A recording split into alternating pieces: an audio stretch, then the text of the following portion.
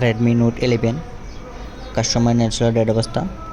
খুললাম, খুলে দেখি যে আই চার্জার লাগালে এম্পিয়ার নিচ্ছে না, পাওয়ার সাপ্লাই কানেক্ট দিলে অটোমেটিক রিডিং। এই কাজটা একেবারে ইজি, যদি জানতে পারেন করতে পারেন তাহলে একবার ইজি। দেখেন আমি কী করতেছি, এটাগুলো জাস্ট একটা আইসি চেঞ্জ করবো। আইসি খুলিয়ে ফেলে দিলেও হয়, তবে আইসি চেঞ্জ না করলে কাস্টমার 2 দিন রাত্রেই নিয়ে আসবে। এই ভাইয়া কি রিকোয়ার দিয়েছেন? হ্যাঁ, নেটওয়ার্ক আসে না, তো এইগুলো বানা খাওয়ার আগেই আইসিটা চেঞ্জ করে বা লাগিয়ে দেবেন। যদি বলেন না অন করে দিছি আমার দেখা কিছু না, তাহলে মাটিতে একটা পড়বে না, সব পিডিতে পড়বে। তো এইখানে ওই যে 2G 3G আইসি আছে, এই আইসিটা শর্ট হয়ে যায়। এটা বিপিএস লাইনে লাগালে তাহলে বোঝা যাবে, তবে ওগুলোটা চেক করা লাগে না। এগুলো কিছু কিছু ফোন আছে, এগুলো কমন সমস্যা হয়। A03 টাচ কাজ না করলে যে সিকিউরেবল।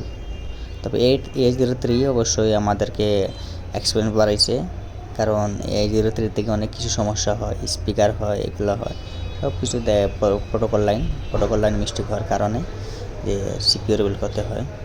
যাই হোক, A03 একটা মজা সেট, আমার লাইফে অনেক করছি আমি এই সিকিউরেবল। আচ্ছা, এখানে 4G আইছে, তবে 3G আইসিটা মানে রিবল করে লাগালে সুন্দর হয়, এক চান্সে হবে। আর রিবল না হলে তো ম্যানুয়ালভাবে লাগালে একদিকে আরেকদিকে লাগবে না, একদিকে লাগবে না। এগুলো একবার নর্মাল আইসি হিট দিবেন একেবারে কম, বাতে খুব সহজে পাবে।